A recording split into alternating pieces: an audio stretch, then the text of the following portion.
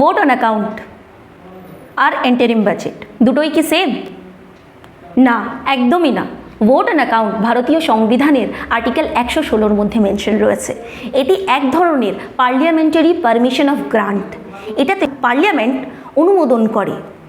ধরুন আমাদের বাজেট ভারতে 1 ফেব্রুয়ারি পেশ করা হয়, কিন্তু এটা ইমপ্লিমেন্ট করা হয় 1 এপ্রিল। এই 1 ফেব্রুয়ারি আর 1 এপ্রিল এর মধ্যে যে দুটি মাস কিংবা 60 দিনের পার্থক্য রয়েছে, যে ভ্যাকিউমটা রয়েছে, সেই ভ্যাকিউমটার মধ্যে অ্যাডমিনিস্ট্রেশন প্রসেস চালানোর জন্য যেই বাজেটটা নির্ধারিত করা হয়, সেই বাজেটটাকেই আমরা বলি ভোট অন অ্যাকাউন্ট বা ভোট অন গ্রান্ট। আচ্ছা, এটা বোঝা গেল। এবার এন্টারিম বাজেটটা কি? এন্টারিম বাজেটটা হলো যে কোনো জেনারেল ইলেকশন ইয়ারের আগে পেশ করা একটা টেম্পোরারি বাজেট। এটা রাজ্য সরকারের ক্ষেত্রেও যেমন, কেন্দ্র সরকারের ক্ষেত্রেও তেমন।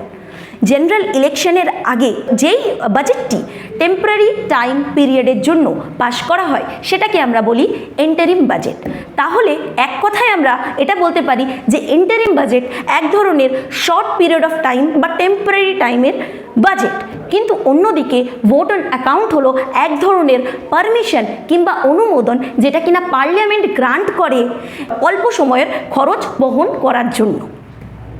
আশা করি এই ভিডিওটা তোমাদের ইনফরমেটিভ লেগেছে। এই ধরনের আরও ইনফরমেটিভ ভিডিওস পাওয়ার জন্য আমাদের ইউটিউব চ্যানেলটিকে সাবস্ক্রাইব করো। ফেসবুকে যদি এই ভিডিওটি দেখে থাকো তাহলে অবশ্যই পেজটি ফলো করে দাও। Thank you so much.